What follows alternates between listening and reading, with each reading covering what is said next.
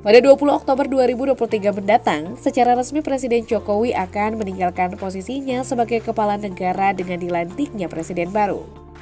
Kalau berdasarkan keputusan KPU yang diumumkan 20 Maret kemarin, Prabowo lah yang akan menggantikan Jokowi untuk 5 tahun ke depan.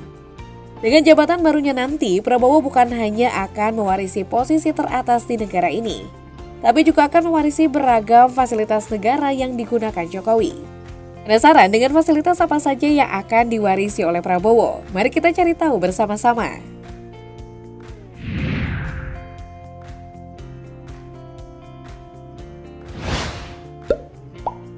Mari kita mulai dengan fasilitas paling megah yang akan diwarisi Prabowo, yaitu Istana Kepresidenan. Istana Kepresidenan yang digunakan oleh Presiden Indonesia ternyata bukan cuma satu, tapi ada 6 Istana Kepresidenan yang memiliki lokasi, fungsi, dan tentu saja sejarah yang berbeda. Pertama ada Istana Merdeka yang telah dibangun sejak masa Hindia Belanda di tahun 1873 hingga 1879. Istana ini bertempat di Jalan Medan Merdeka Utara, tepat menghadap ke Monas. Dalam sejarahnya, istana ini memiliki banyak nama, mulai dari Istana Koningsplein, Istana Gubernur Jenderal Hindia Belanda, Istana Van Mook, Istana Gambir, kemudian menjadi Istana Merdeka. Nama Istana Merdeka sendiri digunakan karena lokasi ini sebagai simbol pengakuan kedaulatan dari Kerajaan Belanda pada 27 Desember 1949. Istana Merdeka difungsikan sebagai kediaman dan kantor resmi Presiden. Makanya disinilah berbagai kegiatan penting dilaksanakan seperti upacara kemerdekaan hingga penyambutan tamu negara. Kedua ada Istana Negara yang terletak di Jalan Veteran Jakarta. Istana ini sudah dibangun sejak tahun 1796 hingga 1804 dan awalnya merupakan kediaman pengusaha Belanda J.L. van Braam. Kemudian di tahun 1821, gedung ini menjadi pusat kegiatan pemerintahan Hindia Belanda dan menjadi saksi gagasan kebijakan tanam paksa yang merugikan banyak petani. Sekarang istana ini digunakan sebagai pusat kegiatan pemerintahan untuk kegiatan resmi Presiden. Dari ibu kota, mari pindah ke Bogor untuk melihat Istana Bogor yang terletak di Jalan Insinyur Hajuanda nomor 1. Istana ini diinisiasi oleh pemerintah Hindia Belanda pada tahun 1745 untuk difungsikan sebagai tempat peristirahatan para pejabat. Kondisi Bogor yang sejuk dan asri menjadi daya tarik kala itu. Makanya istana ini dibangun di kota hujan tersebut. Sampai sekarang kondisi Istana Bogor terjaga dengan baik dan juga memiliki daya tarik tersendiri. Karena komplek istana terdapat kebun raya yang kaya akan flora dan fauna. Serta ada juga Museum Kepresidenan yang menyimpan ribuan lukisan, patung, dan karya seni lainnya. Kita pindah lagi ke Istana Presiden Cipanas yang terletak di kaki Gunung Gede. Bangunan yang telah berdiri sejak tahun 1742 ini digunakan sebagai rumah singgah presiden dan wakil presiden. Selain itu, Istana Cipanas juga banyak menangkap momen penting presiden terdahulu.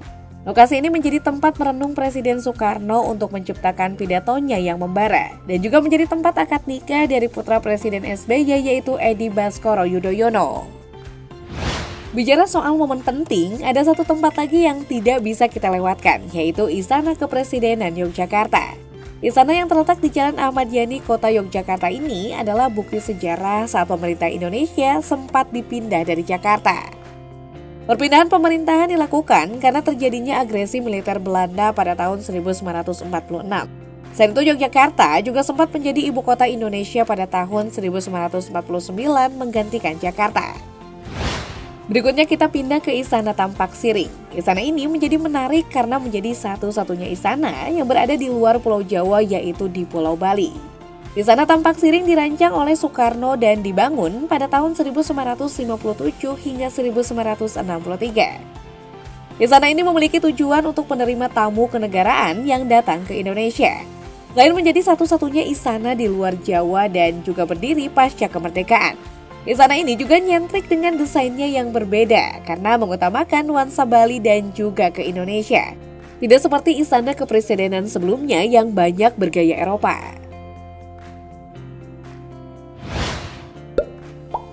Dari Istana Presiden yang megah, kita pindah ke pesawat kepresidenan. Untuk sekarang, Presiden kita menggunakan pesawat dengan nama Indonesia One. Pesawat ini merupakan pesawat Boeing 737-800 dengan kode register A001. Pesawat ini sebenarnya sudah dianggarkan sejak tahun 2010-2011 di masa Pak SBY. Namun pesawat ini baru siap digunakan di ujung periode keduanya, yaitu pada April 2014 atau 6 bulan sebelum Pak Jokowi dilantik. Indonesia One menggantikan pesawat kepresidenan sebelumnya, yaitu Boeing 737-800 Garuda. Pesawat Indonesia One dibeli Indonesia dengan harga fantastis mencapai 91,2 juta US dollar atau setara dengan 1,4 triliun rupiah.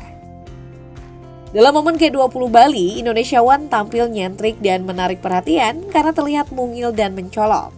Kata mungil memang cocok karena di momen itu pesawat kepresidenan Indonesia berada berdekatan dengan Air Force One, yang merupakan pesawat kepresidenan Amerika Serikat yang digunakan oleh Joe Biden. Secara ukuran, Indonesia One memang mungil karena memiliki panjang 39,5 meter, tinggi 12,3 meter, dan bentang sayap 35,9 meter. Nah, meskipun mungil, namun isi dari pesawat Presiden Jokowi patut diacungi jempol karena begitu mewah. Ya, meski tidak diperlihatkan secara detail untuk keamanan Presiden, namun interior pesawat ini diberitakan begitu mewah dengan sebuah meeting room VVIP. Kamar kenegaraan VVIP, 12 kursi eksekutif, 54 kursi staf, dan beberapa kursi untuk kru kabin. Nah, untuk kemampuan terbangnya sendiri, Indonesia One mampu terbang di kecepatan maksimal Mach 0,79 atau 975 km per jam. Kemudian daya jelajahnya mencapai 8.600 km. Dengan spek penerbangan serta interior seperti tadi, jelas sekali kalau Presiden bisa menjangkau berbagai negara dengan super nyaman. Dari pesawat kepresidenan, kita pindah ke mobil kepresidenan yang digunakan akan diwariskan oleh Jokowi. Sekarang Jokowi menggunakan mobil Mercedes-Benz S600 Guard dengan kode bodi W222. Mobil ini dibeli akhir tahun 2019 untuk menggantikan S600 Pullman Guard yang sudah digunakan sejak masa Presiden SBY. Sebagai mobil kepresidenan, tentu mobil ini lengkap dalam persoalan aspek keamanan, karena sudah terverifikasi perlindungan balistik kelas VR9.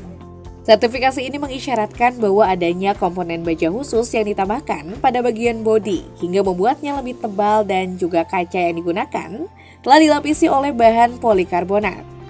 Dengan bodi dan kaca tersebut, mobil ini diklaim mampu menahan peluru, granat, mortir, hingga peledak ringan. Nah, selain hal tersebut, mobil kepresidenan ini juga telah menggunakan ban dengan sistem run flat tire. Sistem ini memungkinkan mobil masih bisa melaju hingga 30 km dalam keadaan ban kempes. Hebatnya lagi, sistem ini mampu stabil dan mempertahankan kecepatan maksimalnya di angka 210 km per jam jika dibutuhkan. Belum cukup sampai situ, mobil kepresidenan ini juga memiliki sistem keselamatan lainnya, seperti tabung oksigen darurat, pemadam otomatis, dan juga telepon satelit. Dan sayangnya, mobil kepresidenan canggih Jokowi ini hanya bisa digunakan di jalan yang mulus karena bentuknya sebagai mobil sedan. Makanya jika Jokowi mengunjungi tempat dengan kondisi jalan buruk, mobil ini tidak digunakan dan diganti menggunakan mobil lainnya, seperti Toyota Alphard atau Land Cruiser yang lebih bisa diandalkan di jalan buruk.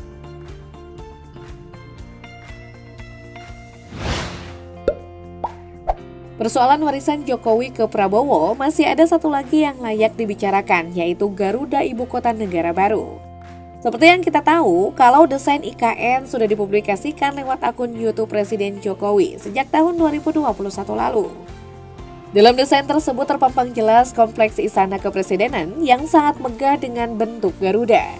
Dan dari update yang didapatkan pada September 2023 kemarin, bela pertama Garuda Istana IKN sudah dipasang yang menandai keseriusan pemerintah ingin meninggalkan Jakarta. Sebagai warisan Jokowi yang sangat megah, tentu saja Garuda IKN ini tidak mudah untuk direalisasikan. Dari proyeksi yang dikeluarkan pemerintah, proyek ini memerlukan anggaran jumbo mencapai 466 triliun rupiah. Dengan anggaran super besar ini, makanya pembangunan IKN diprediksi oleh Pak Jokowi akan memakan waktu lama, mencapai 15 tahun untuk rampung secara keseluruhan. Jadi ya entah nanti Garuda IKN ini dinikmati Prabowo atau tidak, namun yang pasti Prabowo harus melanjutkan proyek IKN yang diinisiasi periode Jokowi.